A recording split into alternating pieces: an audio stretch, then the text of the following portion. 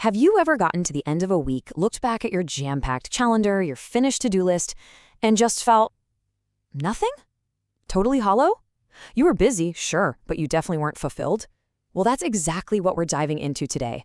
This strange, modern feeling of being always busy but still empty. I mean, does this sound familiar to you? Your alarm goes off and bam, before your feet even hit the floor, your phone is already a tidal wave of notifications, emails, and urgent requests. The rest of the day is just a blur. You're jumping from one deadline to the next, constantly connected, always responsive. You're being so productive. But then, when things finally quiet down, all that's left is this weird, nagging emptiness. And that's the real kicker, isn't it? You're doing all this stuff, putting in all this effort, but the feeling you get isn't satisfaction. It's just a deep, profound exhaustion, a kind of hollowness. And I want to be clear, this is not some kind of personal failure. It's a trap, and so many of us are caught in it. So let's actually put a name to this thing. You can think of it as a silent epidemic of our modern lives. This state of being constantly, relentlessly busy, but at the same time, completely emotionally empty. It's a huge, widespread issue, and by really understanding what causes it, we can actually start to find our way out. Okay, so let's get into the diagnosis. Why on earth do we feel this way? Well, the reasons are pretty deep, and they're psychological. They're all tied up in how our culture has basically trained us to think about work, our own self-worth, and what it even means to live a good life. The first piece of the puzzle is what I like to call the illusion of productivity. See, our society basically hammers home this one simple but really damaging message. Your busyness is a measure of your worth. A packed schedule, a full inbox, it feels like proof that you're important, that you matter. And this slide right here breaks down that trade-off perfectly. On one hand, you have busyness. It's a fantastic distraction, right? It lets us completely sidestep those big, scary questions like, am I actually happy with my life? But on the other hand, you have reflection. That's what creates the space you need to find real meaning. And we often choose being busy because, it feels safer than sitting in the silence where those real questions live. And this quote just hits the nail on the head. When every single moment is stuffed with activity, you're choking out the very space you need to process your life. And that feeling of emptiness, it doesn't just show up out of nowhere. It grows, quietly, in all the moments of reflection we never give ourselves. All right, our second diagnosis is something we can call dopamine without depth. Just think about it. The constant pings, the alerts, the like on a photo, that quick reply to an email, our brains just love these little rewards. They're tiny hits of a pleasure chemical called dopamine. And this creates a huge paradox.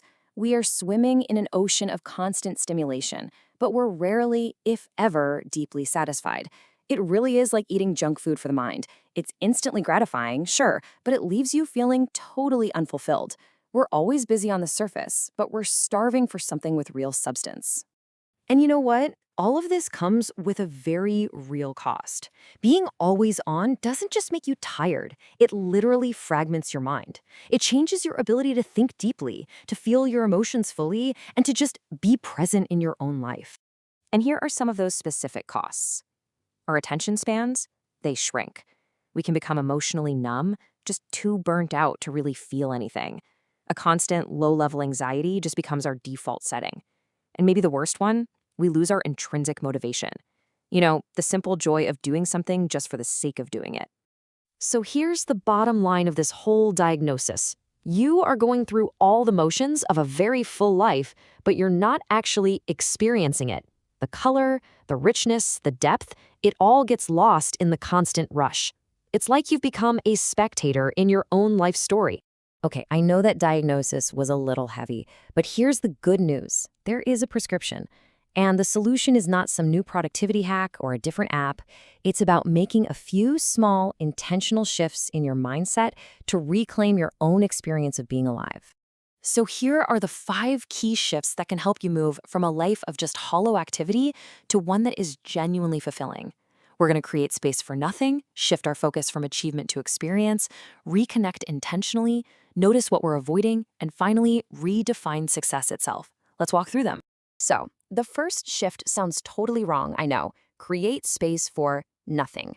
Seriously, this isn't about being lazy. It's about building in strategic, intentional pauses. For example, next time you're waiting in line for coffee, just for those 2 minutes, put your phone in your pocket, look out the window. In those little quiet moments, your real thoughts and feelings finally have a chance to come to the surface.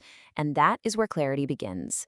Shift number 2 is about moving your focus away from the checklist and onto the experience. So instead of ending your day by asking, "What did I get done?"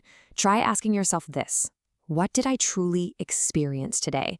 That one simple question changes everything. It shifts your focus to the richness of the moment, whether it was the actual taste of your lunch or a real, genuine laugh you shared with a coworker. Third, let's reconnect intentionally. Burnout and emptiness often come from having hundreds of shallow, transactional interactions. The cure for that is presence. Just try to have one real conversation each day where you put your phone away and you are 100% listening. That kind of genuine connection, even for just a few minutes, is incredibly healing. All right, number 4 requires a little bit of brave self-reflection. Ask yourself, gently, what is all my busyness helping me avoid? Is it a tough conversation I need to have? Or maybe a feeling of not being good enough? Just acknowledging the uncomfortable thing you might be running from is a huge first step. It's how you start to deal with it instead of just burying it under another pile of tasks. And finally, the fifth and maybe the most powerful shift of all, redefine what success even means to you. The old definition is all about what other people think, how much you produce. This shift asks you to throw that out. What if your new definition of a successful day was based on your sense of purpose, your inner peace, and the meaning you found in it?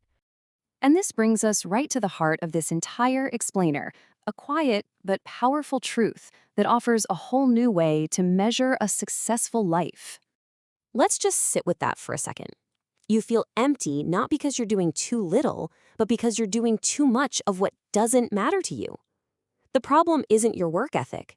It's where you're aiming all that amazing energy. The emptiness comes from pouring your heart and soul into things that just aren't really you. So, I'm going to leave you with this one question to carry with you. Tonight, instead of asking, "What did I get done today?" ask yourself this: what did I truly experience? Answering that question, honestly, just might be the first step out of the trap and into a life that isn't just full on paper, but is actually truly fulfilling.